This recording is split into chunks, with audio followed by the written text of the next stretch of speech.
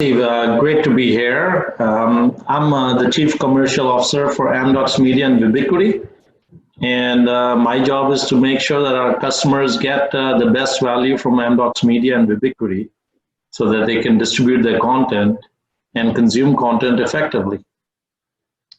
Yeah, but what does that mean to the end user, and how does that translate to all the way down the supply chain to the end user? Yeah, for that, if you don't mind, I got a few slides that I would like to show. Okay. Is that okay if I share? Yeah. Excellent. Can you see my slides? I can. Excellent, very good.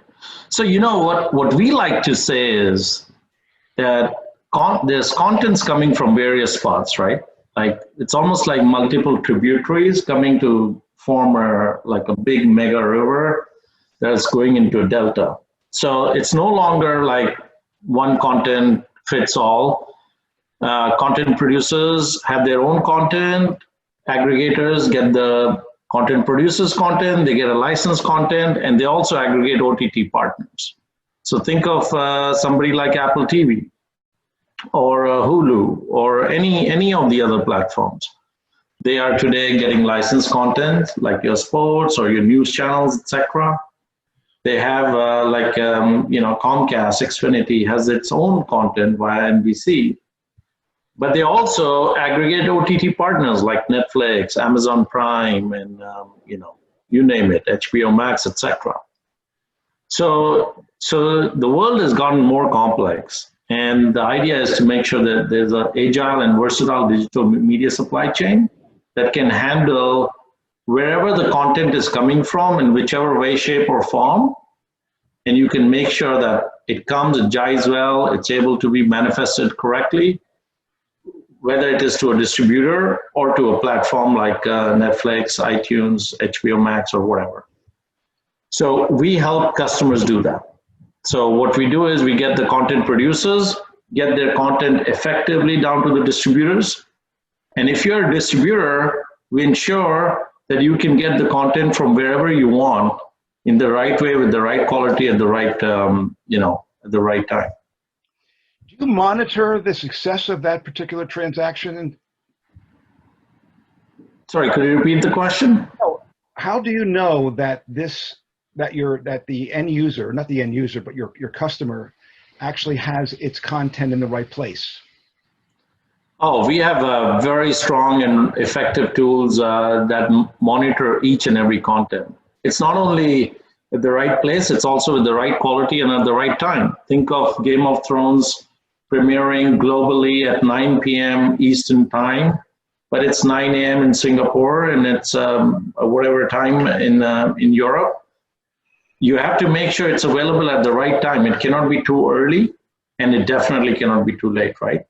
So we have tools and automation built in our media supply chain platform that's able to give the confirmation that the avails are where they should be at the time they should be at. So do you monitor the platform itself to see whether they're following the avails? Yeah, we are the platform actually. We are the platform that manages the complete media asset and how the supply chain is effectively dealing with it. And all the normalizations, all the avails management, all the encoding, processing, and all the way to the distribution.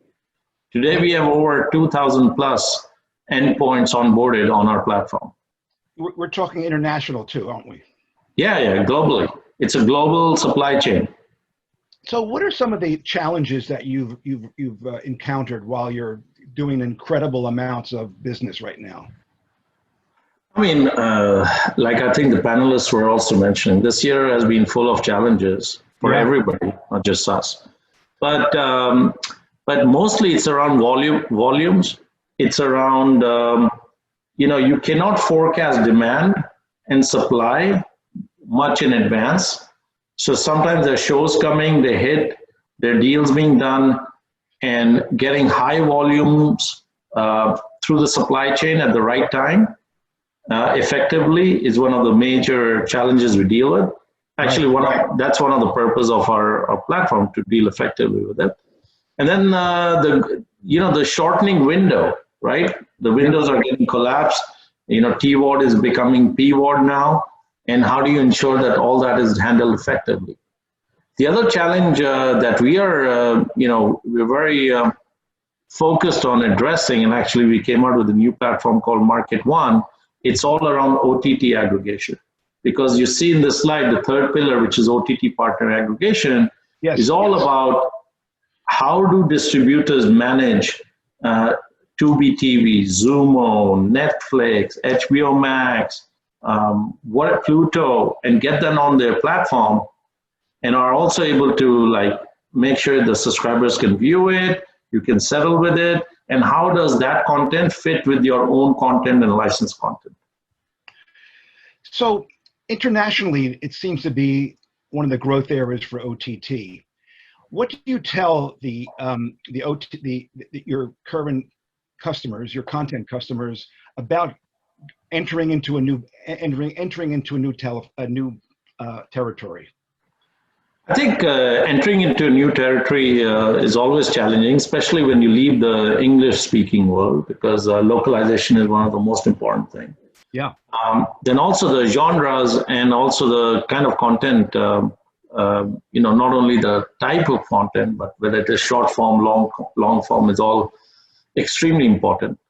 What we are able to help with with our global presence, we have offices around almost 90 countries globally.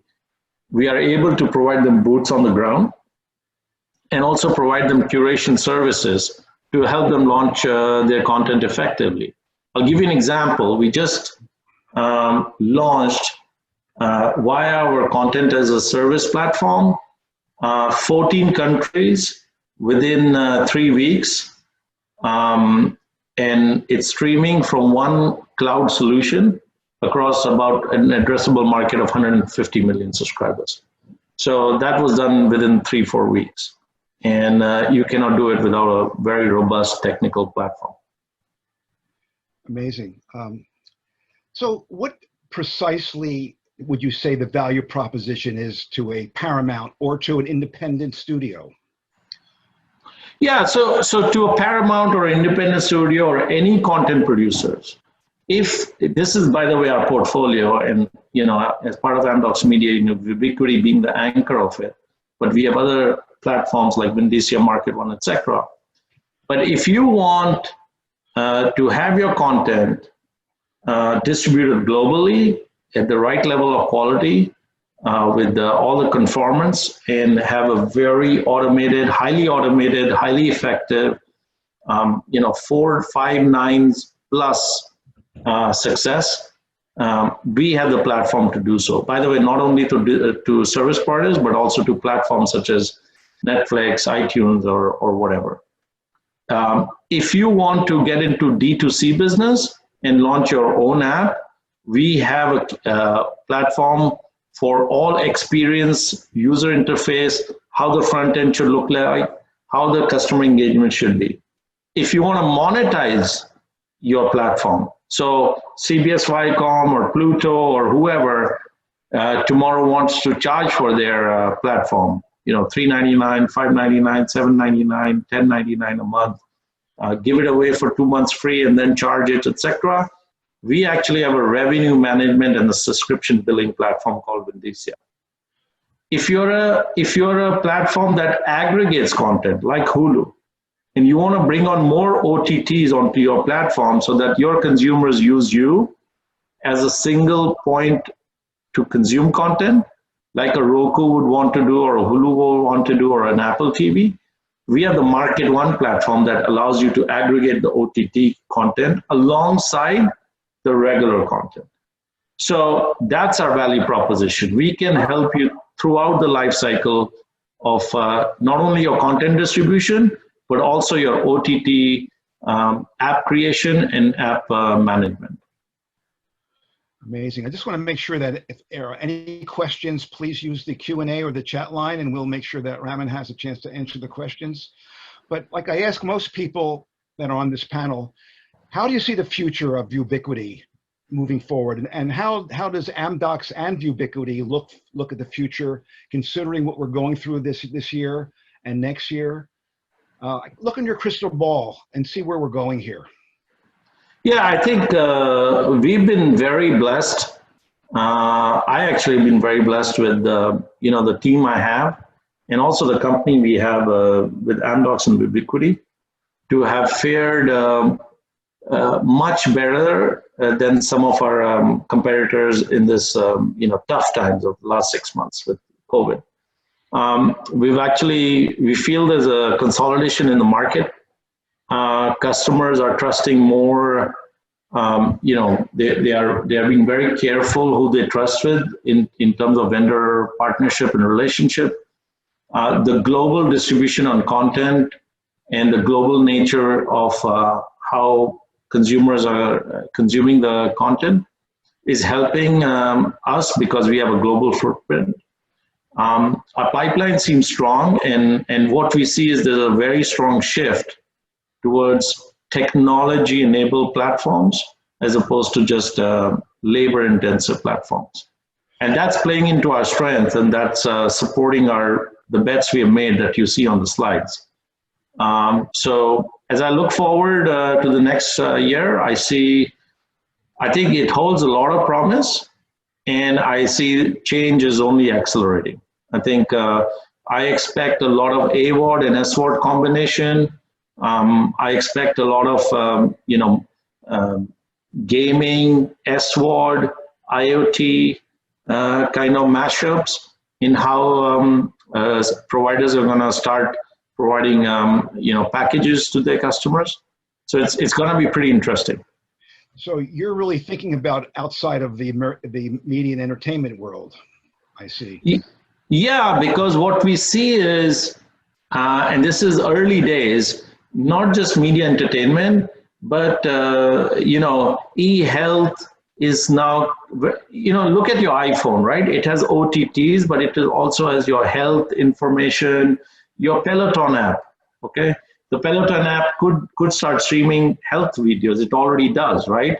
So is it media entertainment? Is it health, right? And you're connected with your watch to those platforms, right? And we see a lot of mashup between not just media entertainment, but media entertainment and other similar apps that are used by our consumers, because they switch really fast between content to e-health to exercise app and back and forth, right? And people get tired of signing in again and again to different apps, and they would like one experience, an ability to consume it easily. So we see a mashup there.